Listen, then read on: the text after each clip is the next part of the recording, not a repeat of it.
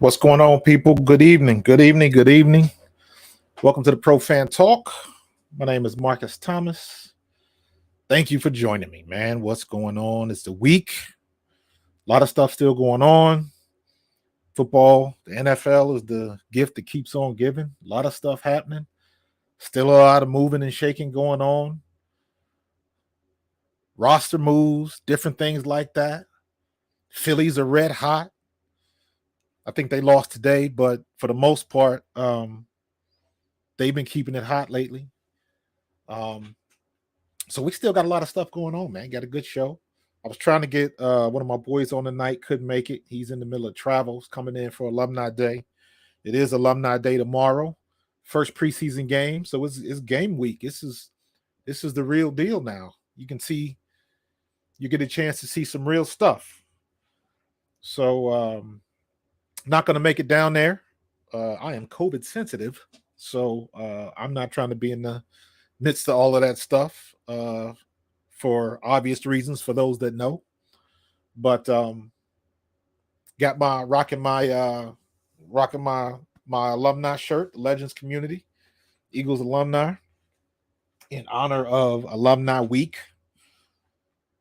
If you guys have been following me on my fan page, on Pro Fan Talk fan page on Facebook, I've been dropping pictures from years ago. Pictures I always take from Alumni Day, so it's always fun, man. Best thing about that is just seeing the dudes you play with, just reconnecting with guys that live in other cities and other places, and everybody comes, for that 1 week. It's that important. So don't take it lightly. Sorry that I'm missing it, but I got to be safe. So, but in anyways, thanks for joining me. Sean Young was first out of the limo today before I even started the show. So props to Sean, and what's up? Big ups for him for he did a little promo for me at the Hall of Fame. So I appreciate that, Sean. My grandson Chris, my grandson TK, number 2 and number 3 out the limo. Vince, man, are you still in Cancun? My buddy Vince McDowell, I work with him. Huge Eagles fan. Just got married. Congratulations, brother. I'm assuming you're in Cancun. I saw the pictures, so congratulations. Enjoy the honeymoon and all that kind of good stuff. What's up, Tom?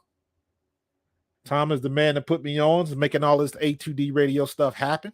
So I appreciate you. And my granddaughter's in there, Sarah. How you doing, babe? Love you. Thanks for joining. Rob, football is back tonight. You damn right. Daggone right, man. Can't wait. It's just good to watch it and see some real stuff. I'm sick of practice.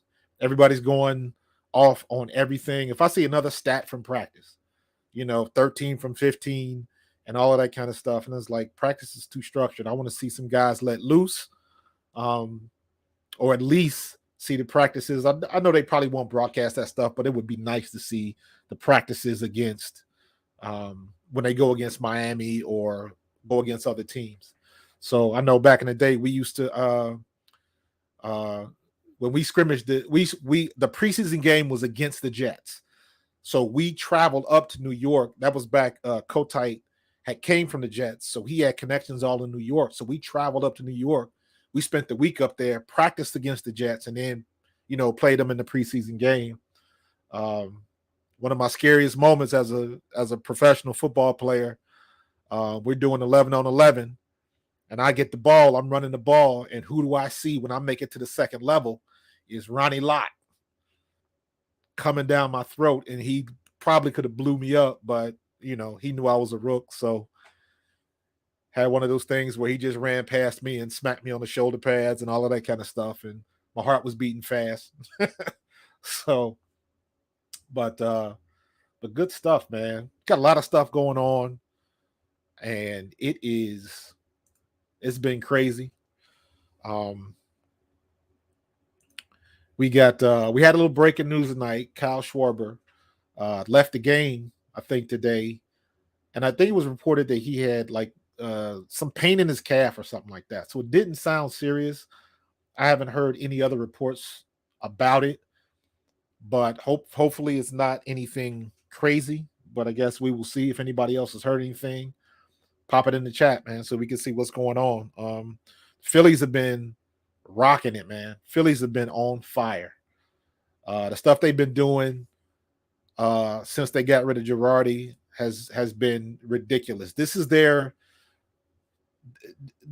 record the last couple of months. And you got to remember, Girardi got fired on June 3rd. So in April, when the season started, they were 500. In May, they were 10-18. Girardi gets fired on June 3rd. Immediately they go to 19-8. And then July, they're 15-10. And right now in August, they're 7-2. Might be a little bit more. I'm not sure when this came out, but ever since Girardi got ousted, they've been much, much better. Brian Daly, what's going on, my dude? Thanks for joining me. Tom says he disagrees with my poll. That's okay. That's okay. You know what? I don't know. I don't know, Tom, because Jordan Davis is looking good. However, I would tend to agree with you because the way Jordan Davis is going to be used, unless he's just blowing up every center he faces, I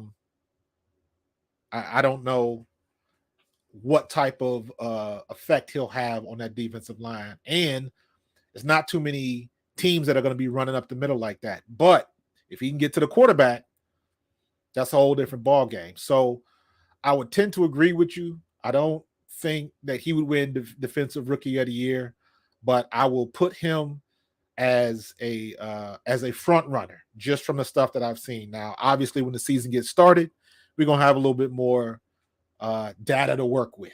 You know what I'm saying? So we'll see what's going to happen. He's got a good shot.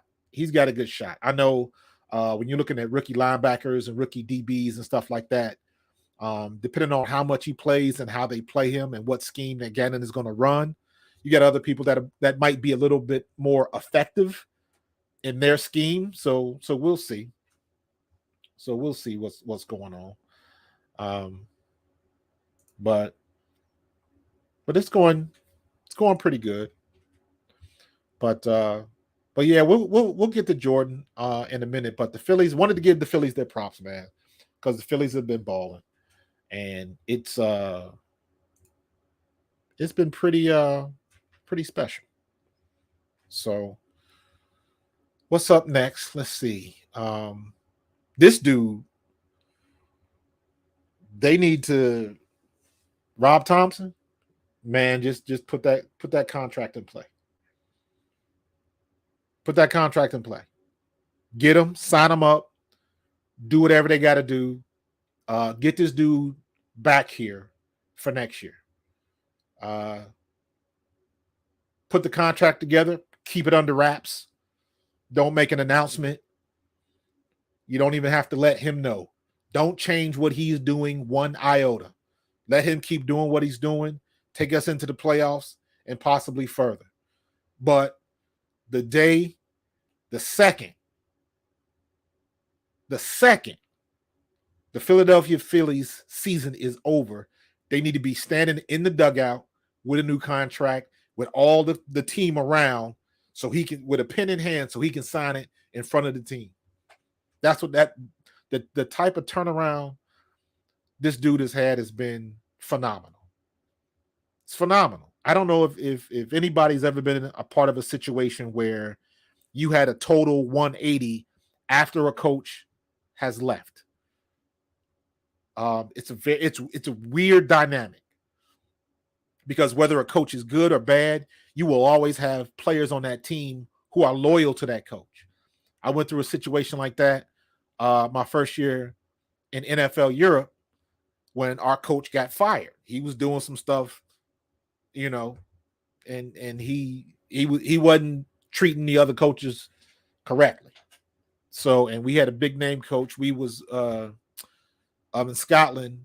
We were Doug Williams was one of our coaches, and they were having meetings and stuff and keeping Doug's on the out and not telling them and stuff like that. And he was like, well, if y'all don't want me here, I'm gonna leave. And the problem was, back then, to generate interest for the World League or NFL Europe, we had players, practice squad players and stuff like that from the teams. Plus, you had NFL coaches or, big name coaches. And Doug Williams was our big name. Doug Williams was a great dude, great coach, loved playing for him. He could relate to the players. And when they found out that he was going to quit, the people from the league was like, well, we can't have that. So they got rid of the coach. And then we got our new coach, Jim Kreiner, and we ended up winning the championship the next year. But it was night and day. So I've been in that situation before. And I don't know what the hell Girardi was doing. You had to be, for it to be a flip of the switch like that drastically, he was either checked out and everybody saw it, or he was just one of those guys that nobody was vibing with. Nobody was vibing with. And I know he had the panache of being with the Yankees and all of that kind of stuff. I don't know. Something was going on. Something was missing for him to leave and have an immediate turnaround. Usually turnarounds like that take time. But when it's immediate like that, that means the predecessor, whoever that coach was that got fired, I don't know what he was doing, but players didn't like it. And the production tells that story. So the powers that be with the Phillies organizations, the owners, as soon as this Philly season is over, you need to be standing in the dugout with a pen and a new contract for this man because he's earned it. All right. So one more thing real quick. You'll see a guy in the chat every now and then. His name is Stephen Kelly. His son, Lewis Kelly. I met this kid, I think, when he was like 9 or 10 years old. He won the New Jersey Open Golf Championship.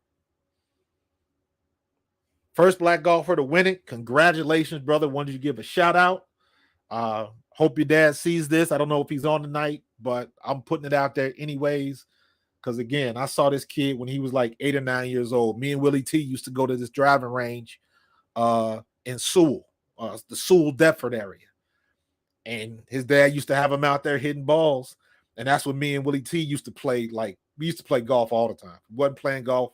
We was on the golf range all the time. And every time there, we would see this kid and his dad there.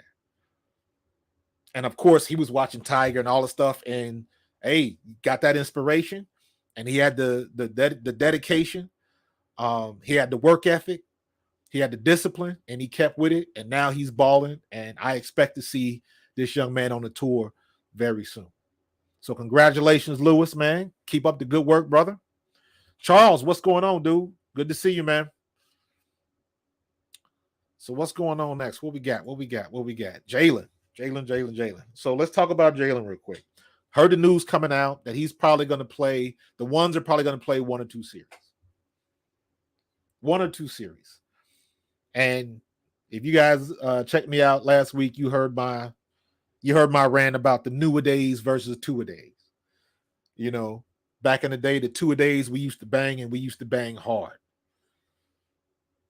We used to bang awfully hard.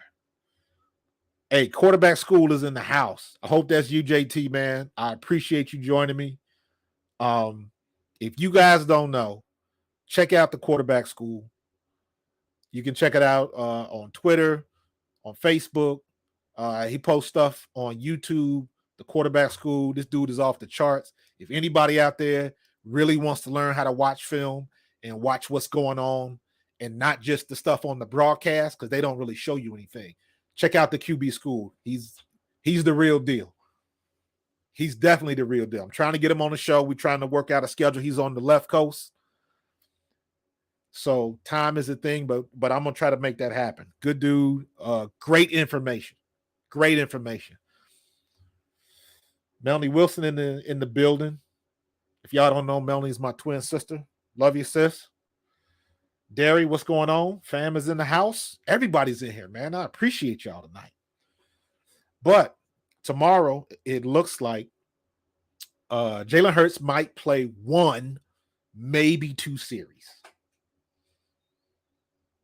If he gets in there, has a good series, maybe has anywhere between 6 to 8 plays, has a couple good throws. If it's a legitimate good drive, if it ends in a punt or a field goal or something like that, I think that'll be it for him. I don't expect him to go in and stink up the joint. I hope they don't run him. I hope they don't RPO him and none of that crap. Just let him drop back, throw the ball, throw a couple screens, get your feet wet in the game, and get him out of there. Put the young boys in, put Minshew, put Strong, and let's get it popping and let's see what the backups look like. I do like when the starters get just a little bit. They don't need a lot, but they need step on that field, get the juices running. Game day and practice, 2 different speeds. So you just like to be in there and get it on and get it popping. There's nothing like game speed. You can't practice game speed. Very difficult. When you're in practice, the energy level, the adrenaline that you have when that stadium is filled is a different beast. It's a different beast. I try to tell people, even like when I would go back for alumni day and stuff like that, when you walk in that stadium and you have all of those people, 30, 40, 50,000 plus, and all of that energy is coming to you, it is tangible. You can feel it. Go back and watch when Brian Dawkins used to come out and he used to do the hopping around and the Weapon X and spinning and rolling and frothing at the mouth, all of that kind of stuff. That is a tangible energy. Game day is different. You feel different. You feel faster. You feel stronger. You always see people jumping up and down, smacking their legs because they're trying to get their legs to catch up with where their heart and where their head is. You're trying to wake everything up because you just hyped and you ready to go. Game day is a different beast. So you want to get in there, get a little taste of it, get them out. You got the undrafted free agents. You got the signees, new players that need to get that work in. So we can really see what we got, who we're going to keep. So we'll see what's going to happen. They better not reach Jay in the preseason. I'm with you, JT, man. I want to see him get in, throw a couple balls. Do not RPO him and get him out of there. I mean, I got an issue with all the RPOs anyways. I saw the RPOs against the live practice, and I was like, why is he running so much? I don't need to see that move again. The move he did on Brandon Graham like he did against the Saints. I don't need to see that again. I don't want to see that again. I want to see him drop back and deliver the ball. If we're going to run the ball, I want to see him hand the ball off to the guys we are paying to run the ball. That's what I want to see. Tom, I see you, dude. 12-5. I ain't mad at you. In my opinion, last year, we left 2 wins on the table. We should have beat the Giants, and we should have beat San Diego. We left 2 wins on the table.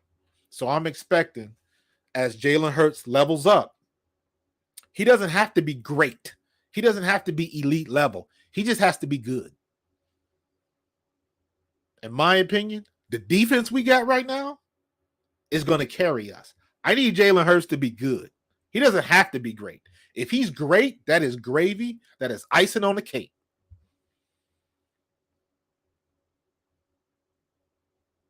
I just need him to be good. Can we get between 250 and 300 yards a game?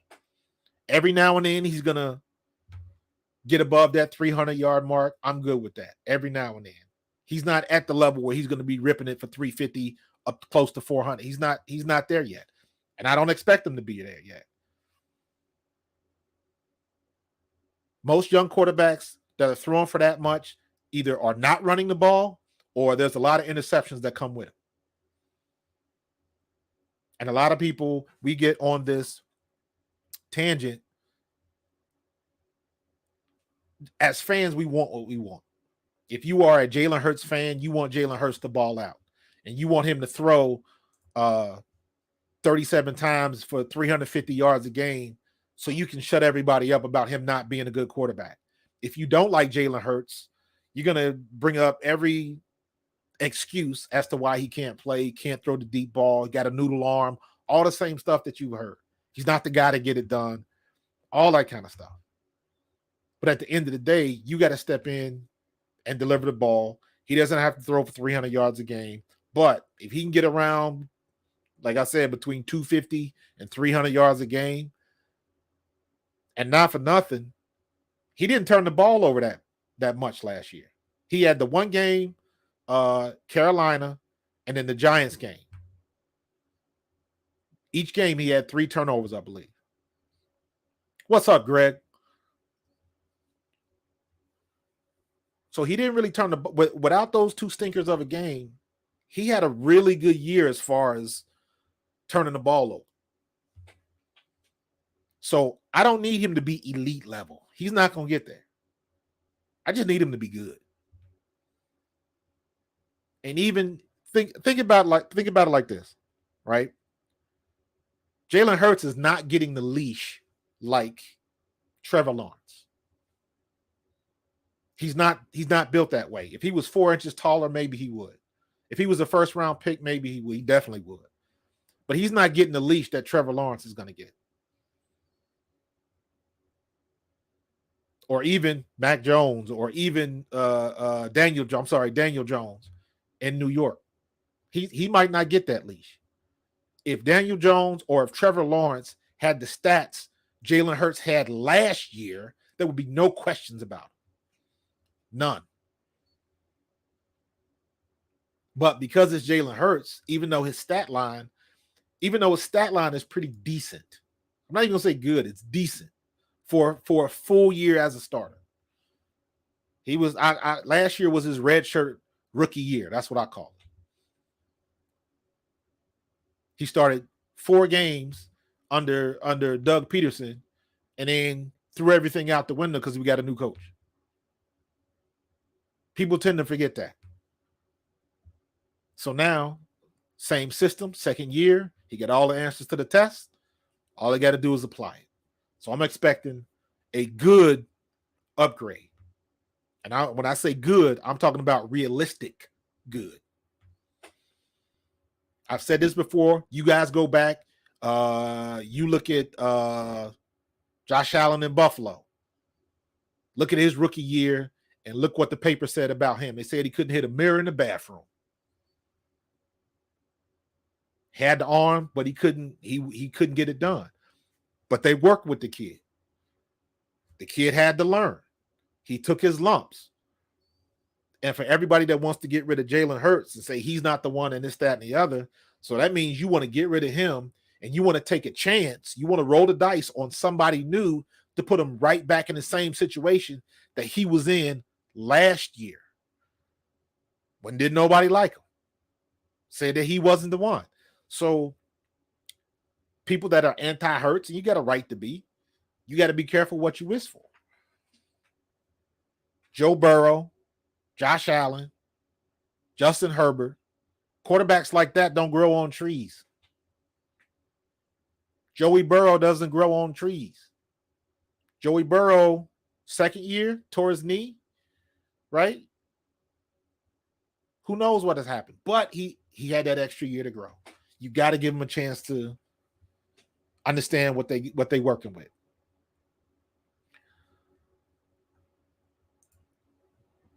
Comparing who, TK? You talking about Jalen Hurts and Josh Allen?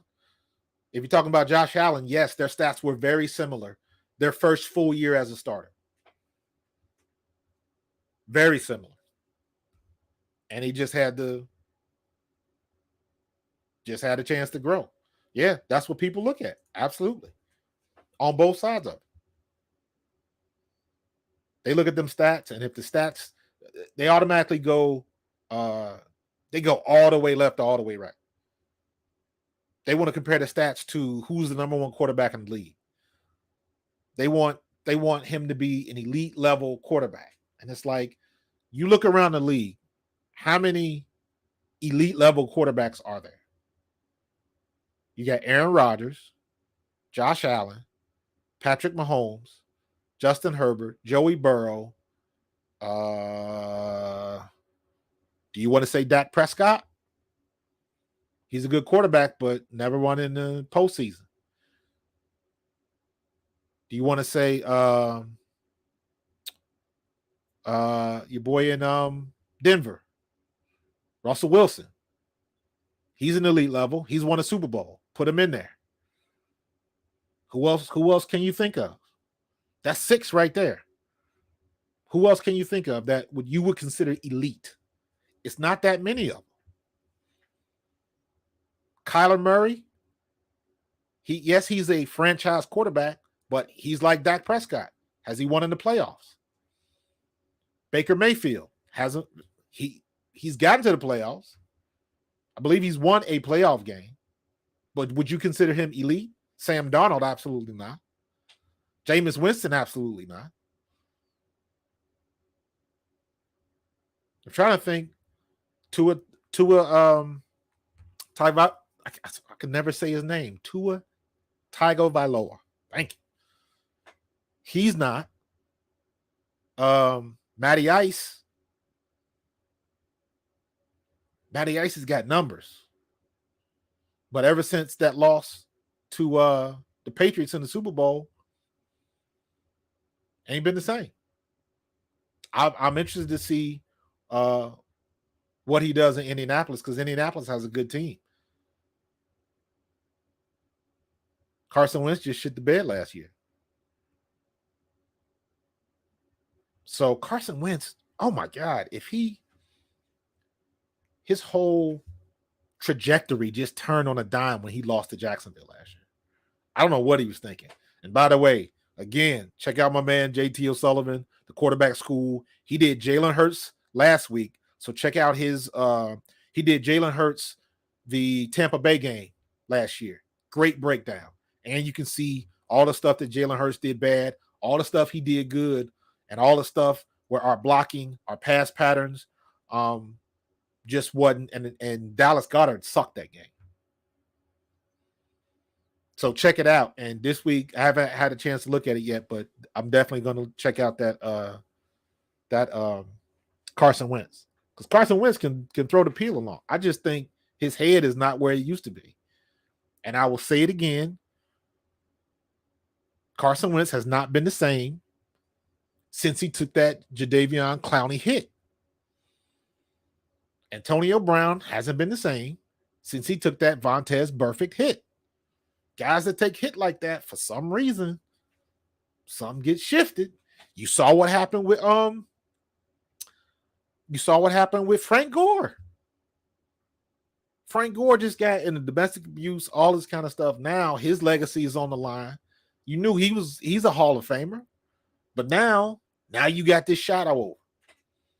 Dragging somebody through the street or something, whatever the situation was, it's not a good look.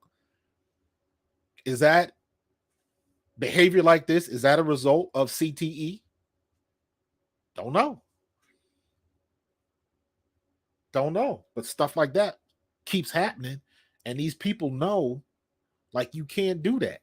It's easier to just get yourself out of a situation. I shouldn't say it's easier, because you never know what somebody's going through. But it seems like it's getting harder and harder to avoid those situations. So I don't know, man. Mike's in the news. I don't know if y'all saw this on the DanSileo Show on Jacob Media. And that was Sills was asking him about Jalen Hurts. And he said, absolutely, I'm a fan. I'm a fan of any winner. Jalen Hurts has been a winner at Alabama, at Oklahoma, and I am afraid. I'm afraid of what he may be able to do in Philly. Key word in the sentence, may. Because the two worst words you can hear if you're part of Cowboys Nation is Philadelphia Dynasty. That's a little bit of, if you heard the context and if you heard how he said it, in my opinion, a little bit of pandering, but he was also spot on. The pandering comes with the dynasty part. Take the word dynasty out, and just instead of Philadelphia dynasty, you can substitute that with Eagles got a chance to win the NFC East. That makes more sense. Dynasty, they talk that mess down in Dallas because they still think they stuff don't stink. The last Super Bowl is still on VHS. Stop playing. But he was definitely, like I said, a little bit of pandering, but for the most part sincere because he is worried about Dallas. I've said it before. We have a better team than Dallas. We have a better team than Dallas. We do not have a better quarterback than Dallas. That is the key. Can Jalen Hurts surpass what Dak is doing right now? That's a long shot. He can do it, but that's a long shot. But again, I don't need him to do that. I just need him to be better than he was last year at hitting the open receivers, finding the open receivers and delivering the ball on time. Accuracy and anticipation. That's what I've been saying. The rest of the stuff, people swear he got a weak arm. No, he doesn't. But if that's your argument, that's your business. Long ball is overrated anyways. Most of the good plays are chunk yardage, 15 to 25 in the middle of the field. That's where you can do some things. Then you get the ball in the hands of the Slim Reaper, Devontae Smith. You get the ball in the hands of Dallas Goedert. You get the ball in the hands of A.J. Brown and let your playmakers make plays, pun intended, Mr. Michael Irvin. That's why I don't need Jalen to be elite, quote unquote, elite level. Again, if he is, that is icing on the cake. I just need him to find the open man, read the defense, deliver the ball on time, throw your man open. When he begins to do that on a consistent basis, he has had flashes. It's not like he can't do it. He's had flashes. But I need a little bit more consistency, and that's fair. I'm pro Hurts. That's a fair assessment.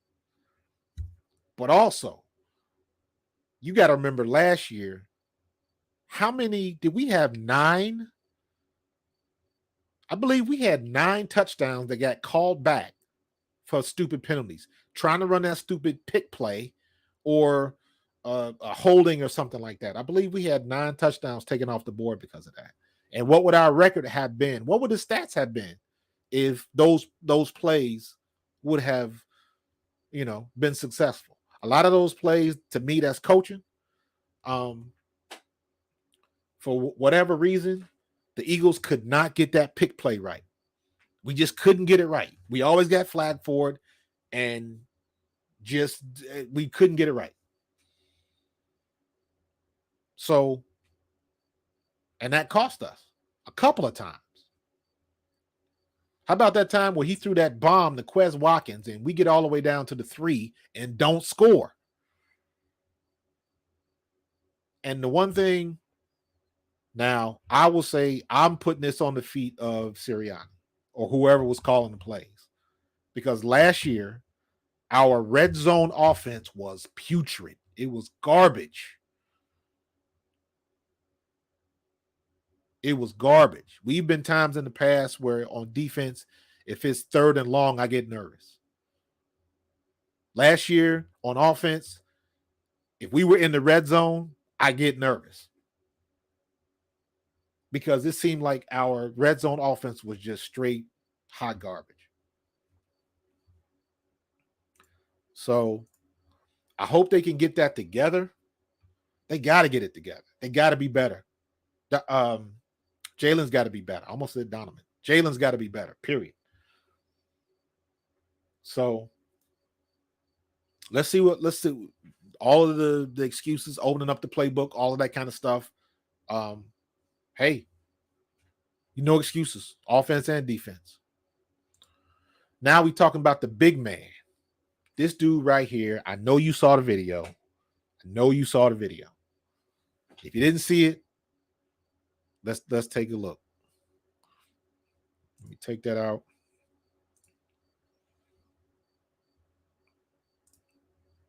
Look at that. Cam Jurgens. Cam Jurgens. If you've been listening to Barrett Brooks, who's an offensive lineman and is qualified to give commentary on this, his commentary is Cam Jurgens has great position, got his arms extended. As we say, like when we're watching film, if you're watching film with your team, you would have got a plus on this play. The problem was you got a 6'6", 340-pound man moving forward, and it ain't much you can do to stop that.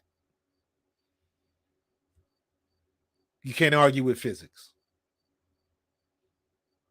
This dude has a chance to be special.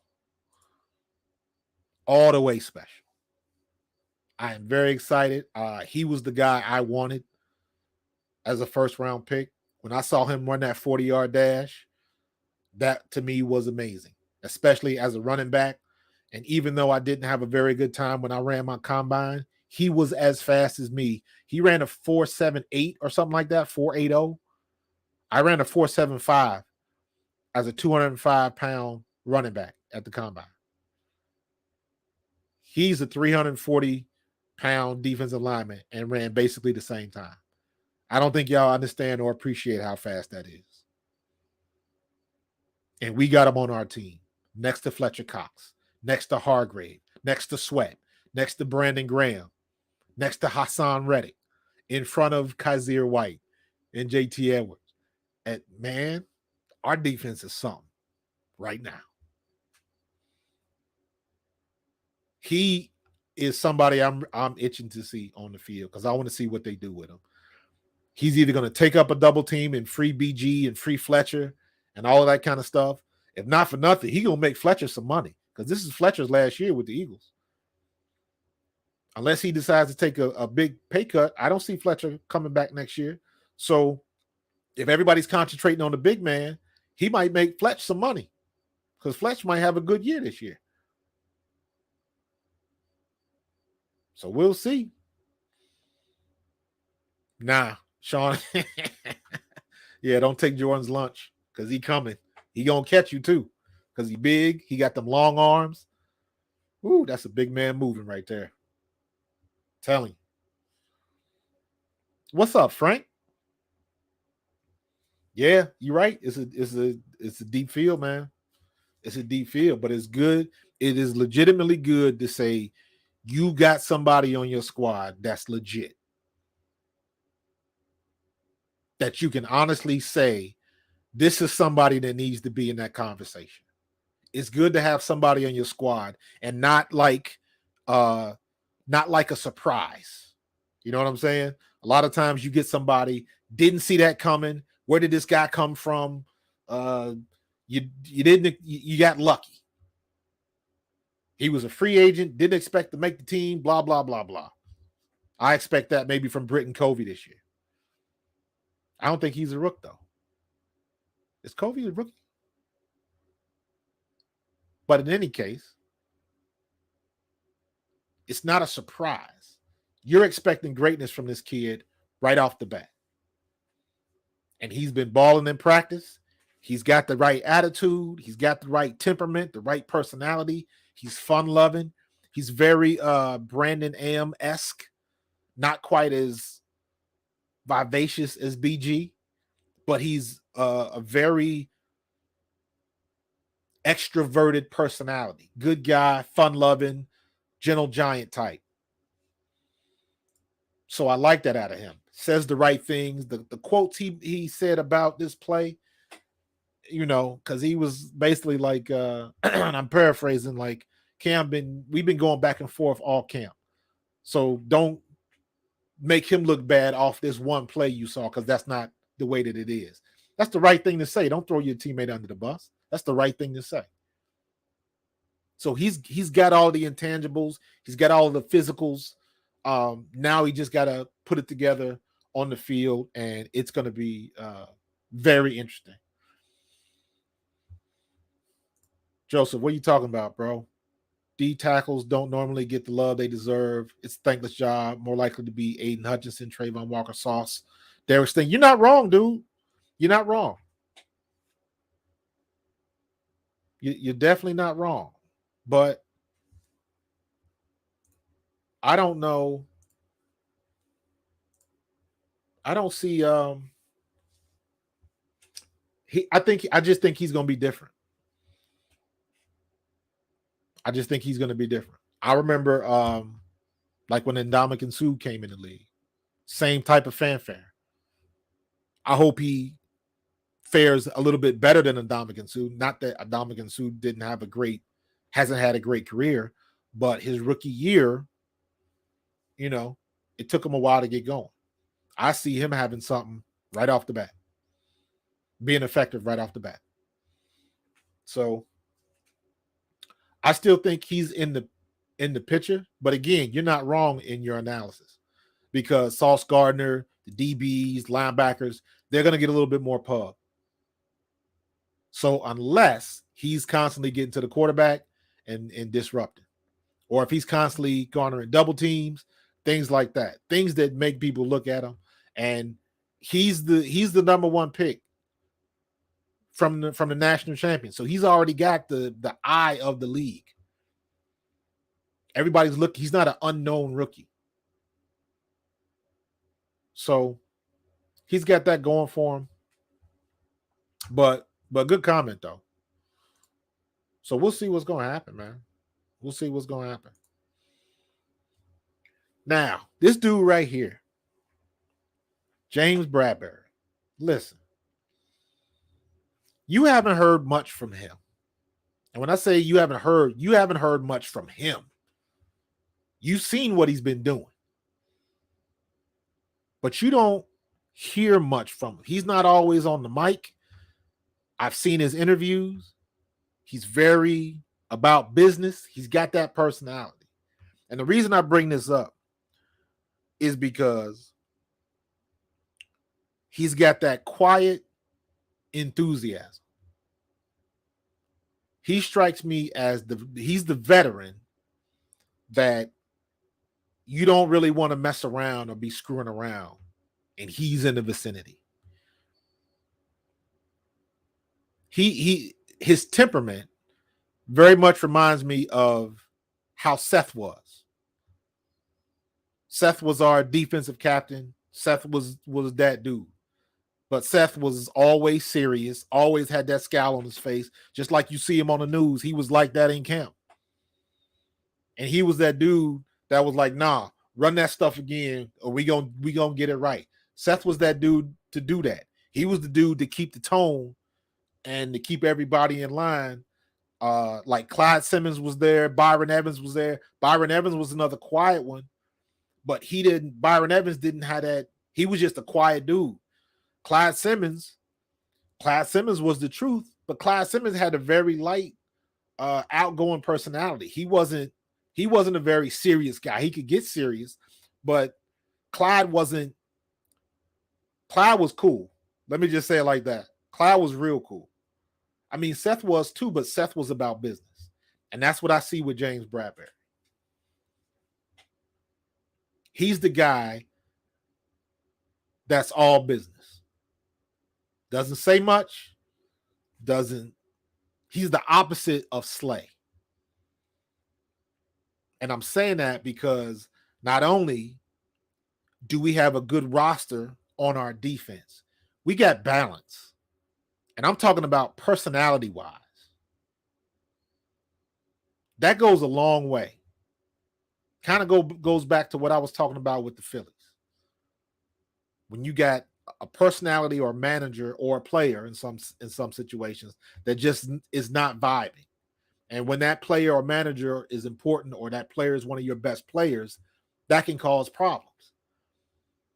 Or again, if you've ever played sports, every team has got somebody like Bradbury, all business. Every team has got the rah-rah guy. That's always the guy that wants to lead the chant and get your hands together. Everybody has that guy. Everybody has the guy on the team that when the rah-rah guy gets started, they roll their eyes and like, man, let's just get on the field, man. I don't need all of that. You just got different personalities, and you got somebody is always the quiet, business-like guy that keeps everybody at the level. You got the guys that get high. The guys that perform, but don't say much. They're always on the low. And then you got the guys in the middle, all about business, and can bring everybody, all those different personalities, on an even keel. Get everybody on the same page. Then when you step on the field, then it's time to release. Then it's time to, let your personality come out, be who you're going to be. But keeping everybody in line, you got to have a mix of personality types, because he's somebody that's going to keep somebody else in check. He's the guy that's going to balance out the loudness or the talkative players, kind of like Slay is, kind of like BG, known for being out there on the mic all the time. Hey, Mom, I didn't see you come in there. Mama's in the house.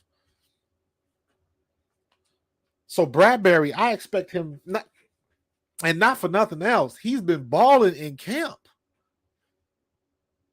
He's been balling in camp. And you got to remember that the Giants really didn't want to let him go. But it was a money thing. When you hear everybody say it's a numbers thing, and that's why they got to let some people go, that works both ways. And sometimes teams got to get rid of good players because they don't want to pony up that contract, because they got to do some other things on the back end. You got rookies you got to sign. You got a need at another position more. So you got to maneuver some money so you can do what you got to do. So he's just great for us. And I think he's going to be a Pro Bowl level player. Slay's going to be a Pro Bowl level corner. Our corners are tight. If anybody in the chat, look at our defense. Tell me where the weakness is. You look at our defense. You tell me where the weakness is. I don't see it. It's not on our offensive line. You got Hassan Reddick and Sweat. Then I hear this week, and you haven't heard his name mentioned.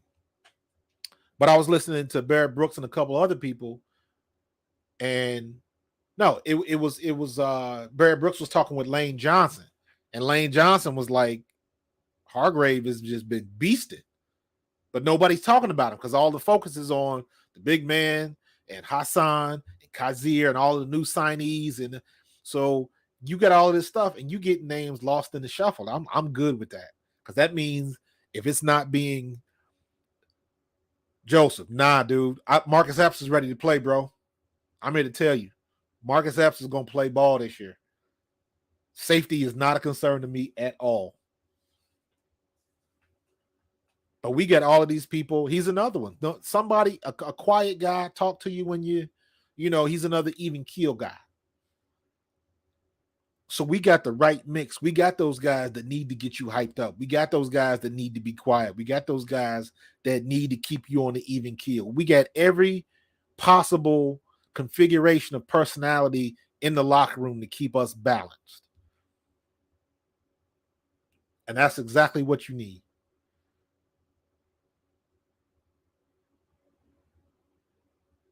The defense is going to lead this team this year. I said this on my fan page. Gangrene is back. The Philadelphia Eagles Gangrene defense. That moniker is coming back. The one thing I've been hearing a lot of people say, iron sharpens iron and all that kind of stuff. When you're a good player and you play in against another good player, you can't help but get better. Joe, I don't know if Gannon is a concern. Gannon is a question mark. I don't think he's a concern because he's got all of the pieces that he needs. So now the question mark is what is he going to do with them? Because if y'all remember, there was a chance that Gannon was going to leave because for whatever reason, he was getting all of these His name was in the head coaching circles. I didn't really understand that, but his name was up there. So people think highly enough of him for him to be in those circles. And they don't do that for no reason. So Gannon knows what he's doing. He's got every piece of the puzzle that he needs. He's got all the pieces. Our defense is stacked. Howie Roseman hit a grand slam with all of our signees, all of our draft picks. Dude, Howie Roseman is batting 1,000, bro. Because we got him together. He has got every toy he could want on our defense. So it's no excuses. That's the place you want to be. Even if you have a question mark about the coach or the quarterback or the head coach, you got every piece that you could possibly want right now. So now it will be evidently clear. I am a pro Hurts guy, but if Hurts is not the guy, it will be crystal clear at the end of the year. So all of the people that are anti-Hurts, it'll be crystal clear at the end of the year. Same thing with Gannon. Same thing with Sirianni. Is Sirianni over his head? I don't know. But he gave away his play calling duties. That was a smart thing to do. What's up, Jersey boy? I appreciate that, man. Defense will be better than expected. Not sure why didn't we have 4-3 or 3-4. I don't know.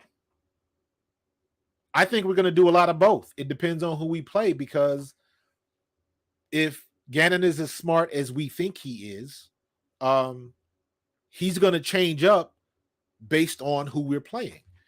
Because one of the things that people aren't really talking about in regards to that question, when you've got somebody like Hassan Reddick is a hybrid. You can play him at outside linebacker, and you can put his hand in the dirt. He can come off the edge. He's that fast. Go back and look at when we played Carolina last year. Hassan Reddick was killing us. He's fast enough to come off the edge, and he's fast enough to be an outside linebacker and cover. So you can maneuver him around. That gives you the leverage to do some different things, to disguise some different things. When you get athletes like that, elite athletes like that. So I don't know what he's going to do. I think he's leaning more to a 3-4 style. I don't know. But I'm interested to find out. And I think we're going to see a lot of everything. Our third and long coverage is going to be better. Our nickel package is going to be dynamite.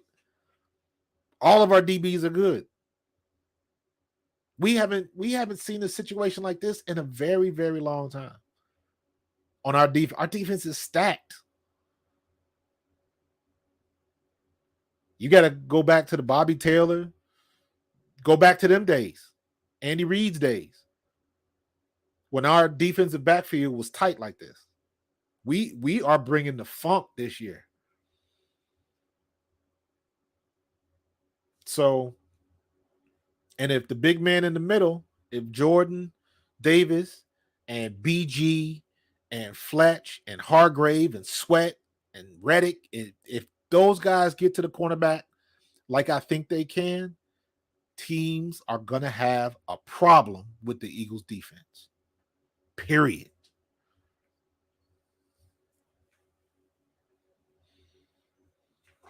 So we're going to see what's going to happen. We are in a very good situation. We got some smart people. The coaches are doing some smart things. I hope that Sirianni has learned his lesson as far as if something's not working, change it.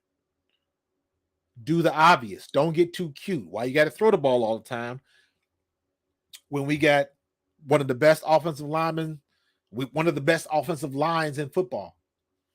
We have one of the best offensive lines, and we might have one of the best defenses in football this year. Do the right thing. If Jalen is not getting it done, throwing the ball 25 to 35 times a game, if that's not working, run the ball and not RPOs. Run the ball. Jalen Hurts, put him under center. Have him drop back. 5 or 7 step drop, get the ball out. Get under center. Hand the ball off. Play action. Makes it that much better. Throw the screen to your tight end. Throw the screen to your running back. Put Boston Scott in there. Gainwell. 2-back set. 21s. You got too many different things that you can do with the pieces that we have. We got good running backs. I know people are down on Miles Sanders. I am not. If you run Miles Sanders the right way, not left and right, but downhill, put him in ace formation, let him go behind the tackles. Let him read it, make a cut, get north and south. That's how you run the ball. Yes, he's going to bounce it out every now and then. But when you're running by Jordan Mailata and Juergens and Lane and Sayamalu, what do you want? What do you want? Our offensive line is just as good as our defensive line. Better. You got to look at it like this. Sean, I'm going to talk about that in a minute because I'm with you on that. But there's a reason for everything because I don't want them to get rid of shotgun. I just want to stop running from shotgun. I want to stop handing the ball off to Boston or to Miles, and they're going full tilt east and west, and they got to stop and make a cut because you're hoping a tight end can get outside on a linebacker, or if a linebacker cuts outside, who's going to pick him up? It's different things like that you got to worry about. It's much easier to do a fake or shake somebody going north and south than it is going east and west. It's almost impossible to juke somebody going east and west. Very difficult. Not impossible, but very difficult. So I want Sanders and Boston and Kenny Gainwell. I want them going downhill. That's it. The shotgun thing, sometimes shotgun is needed. Third and long, shotgun, so you don't have to drop back because everybody and your mama know you passing. So you don't need to do the drop back. You don't need to do play action. Shotgun is much better for screens. It all depends on how you set it up. So I don't mind shotgun. I just don't want to run in shotgun all the time like we did last year. We're wasting plays like that. So, and again, I don't like running RPOs from shotgun because teams are used to it. And you're going to get your quarterback head blowed off. Hand the ball off to the running backs, the guys that you pay to run the ball. If Jalen Hurts is 8 carries, that means we're getting penetration by the defensive line, and he got to get out of there.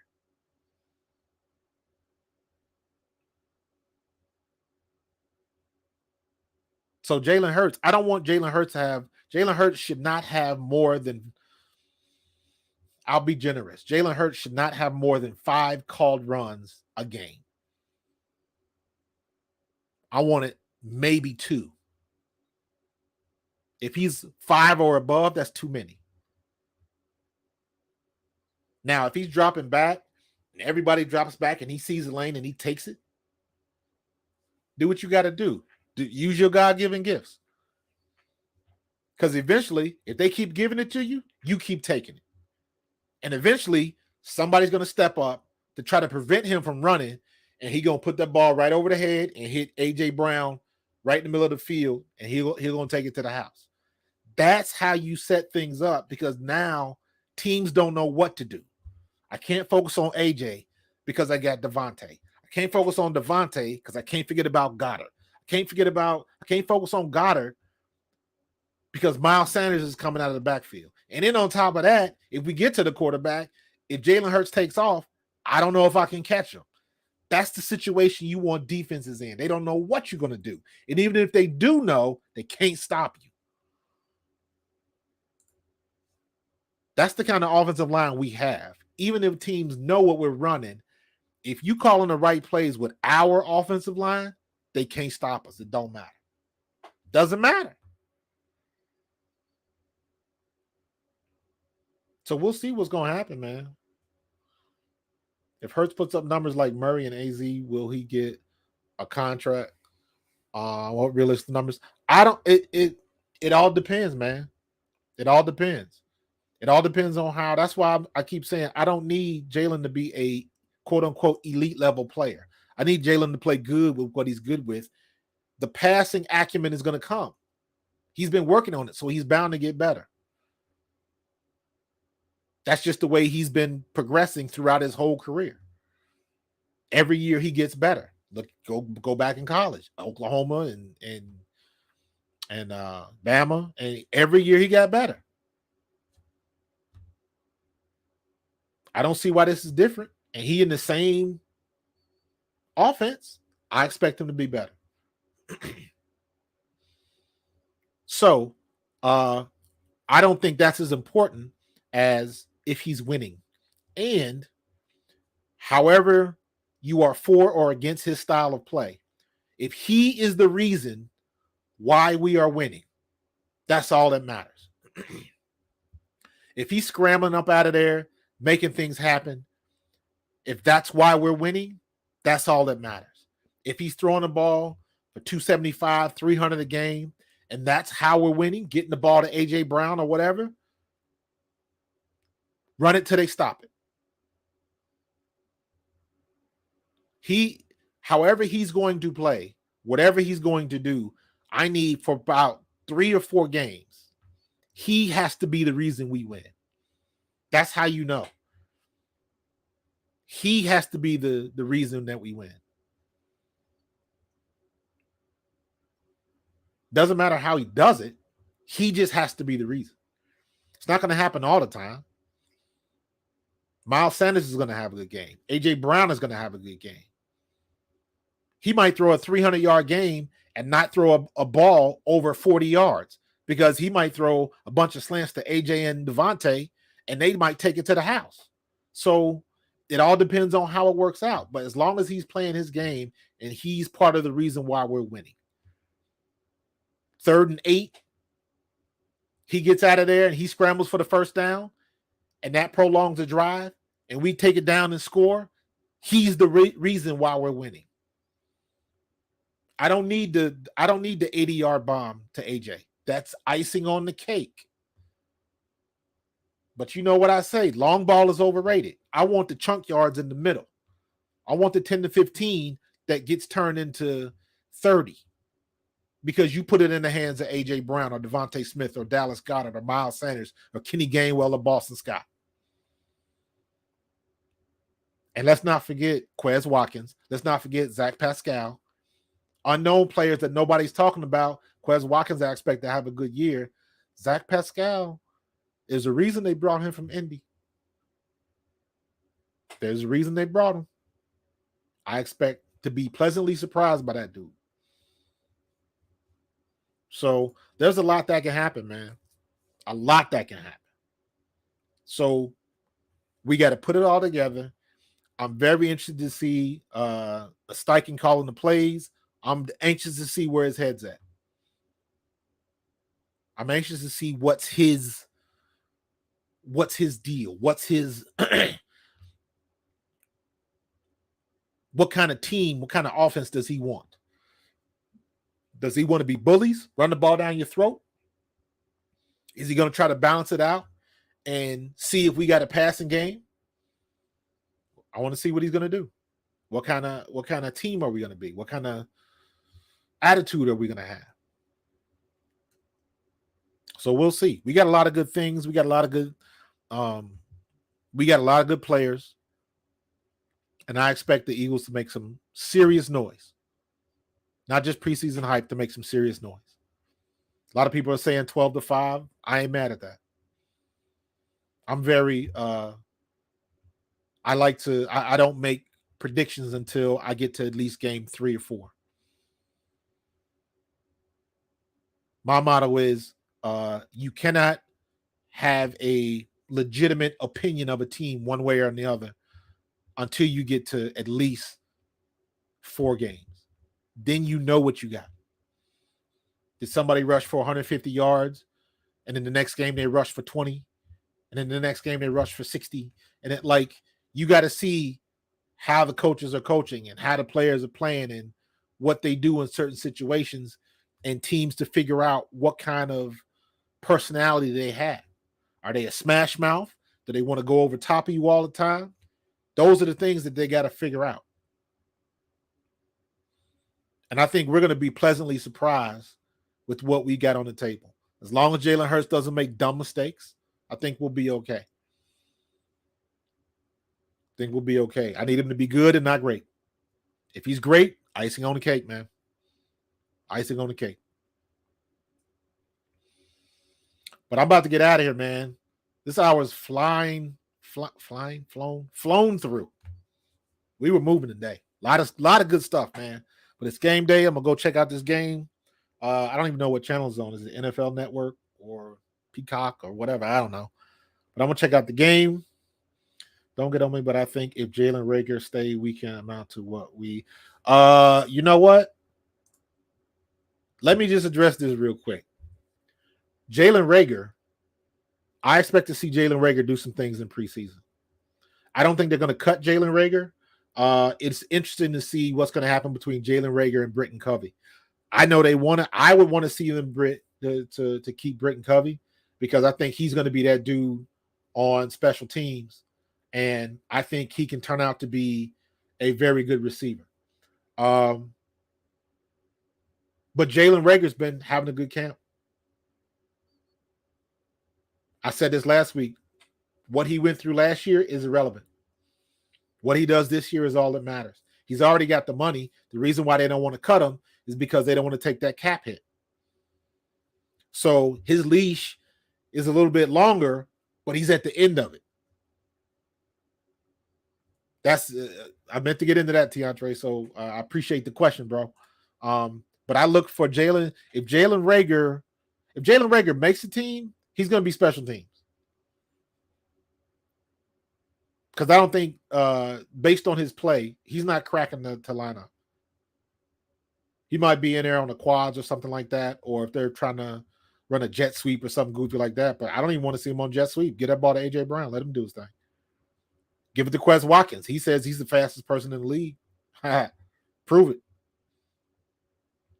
So we'll see. But I'm going to get out of here, man. Hey, good question. That's a good way to end it, man. So let's check out this game. Again, check out my guy, JT O'Sullivan, the QB School. Good stuff, man. Learn how to watch tape.